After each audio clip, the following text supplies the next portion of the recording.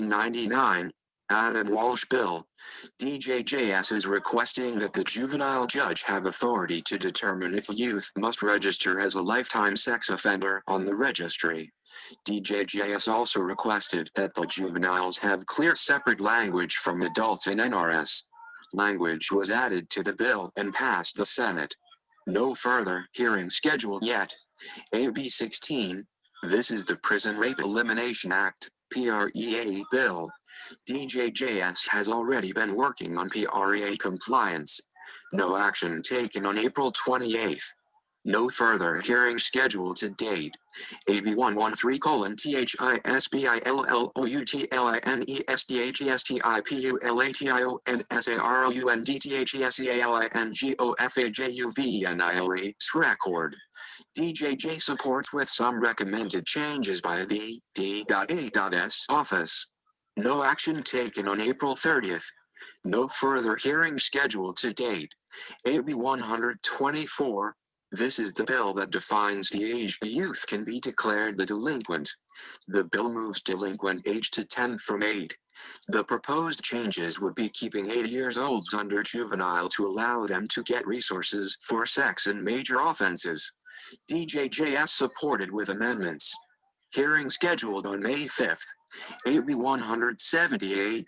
School discipline bill that would limit the time for habitual truancy and gives more discretion for the school. No action taken on April 28th. No further hearing scheduled to date. AB 216. School discipline is changed to allow superintendents to have more discretion. Language removes the charge of disturbing the peace for cursing and vile language. Failed to meet deadline. DJJS opposed bills. AB 260. The bill places all certified convicted youth in state juvenile secure facilities. Currently the state has no such facility.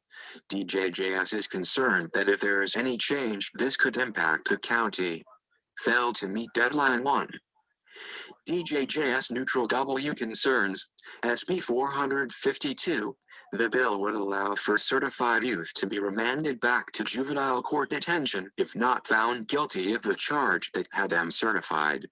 DJJS is not sure how this bill will immediately impact the department, but it raises concerns. As written, an offender could be over 18 and be remanded back to juvenile court.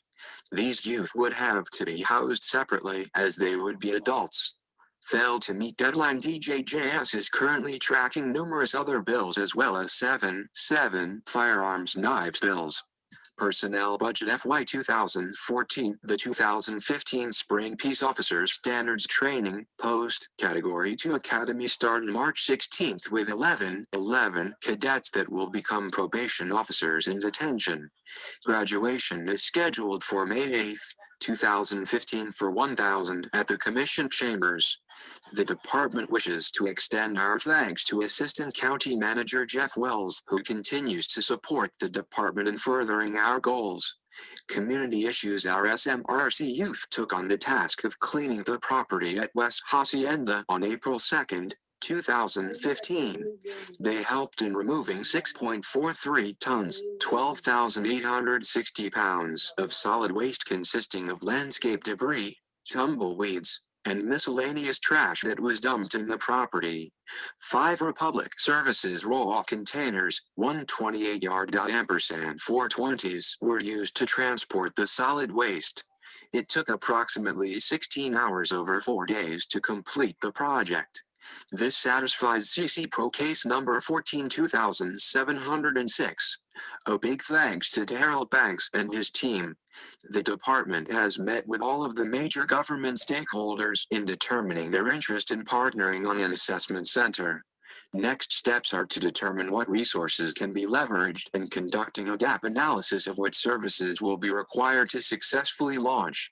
The department is also seeking opportunities to expand vocational education opportunities at the Spring Mountain Youth Camp and the community through Workforce Connections and through the College of Southern Nevada. The department is partnering with the University of Nevada, Las Vegas to conduct an extensive study of our current practices and how our practices affect recidivism. The department recently opened a boxing gym at the Spring Mountain Youth Camp, A special thanks to Commissioner Weekly, County Manager Don Burnett, and Assistant County Manager Jeff Wells, who provided the community connections and resources to get this project off the ground. The department wished to thank the Board of County Commissioners for approving our Southwest Probation Center relocation, as this move will allow for much-needed programs to expand and connect more youth and families to services. 2. Spring Mountain Youth Camp, SMYC, and Residential Center, SMRC. The SMYC baseball team had its final game on May 1, 2015. SMYC track will be competing for the zone championship next week. The SMRC is continuing to do a great deal of community service projects such as assisting the Southern Nevada Regional Housing Authority, federal, state, and county organizations, and many others. The SMRC staff has done an excellent job and is continuing to bill Medicaid for its services. SMYC and Hospitality International Training, HIT, will be graduating another 5 youth in May. These youth will have an opportunity to be employed in the culinary field upon release. DJJS is partnering with the Workforce Connections to apply for a $650,000 grant to be used for employment certificates and job placement upon release from SMYC. DJJS management is looking for programs that could be implemented over the next few months. SMYC already has culinary and baking in place. Workforce Connections is finalizing the RFP for a vendor to work with DJJS. SMYC is going to start its summer forestry program at the end of May. Juvenile detention. The average detentions population for the last 3 months is 131.8. The probation manager and detention manager are discussing cases of youth that have been detained over 30 days to ensure their cases are moving through the system as quickly and efficiently as possible. The female population continues to rise. The Detention Division just completed its April PBS, Performance-Based Standards, data collection and reporting period. The incident reports showed a small decline from the October numbers, but we still need to make some improvements in continuing to reduce room confinement, especially for the minor infractions. Several upgrades both internally and externally are being made to the booking area to ensure the most accurate, efficient and safe environment for the detainees and law enforcement. A new lighting system will be added to the outside of the facility to ensure the safe operations to the entrance and exit to law enforcement and booking staff. The Detention Division continues to receive volunteers to conduct programming with the youth. This month we welcomed the Toe Tag Monologues, facilitated by retired Metropolitan Police Officer Byron Stringer. The youth also receive visits from an organization from Atlanta, GA, called the Grace Tour. Their organization goes around the country providing motivation to at-risk youth. The work on the detention garden has started and soon the youth will be able to work in this area collecting fresh ingredients for the culinary staff to use in their daily meals. 3. The Spring Academy will graduate 11 cadets on May 8, 2015.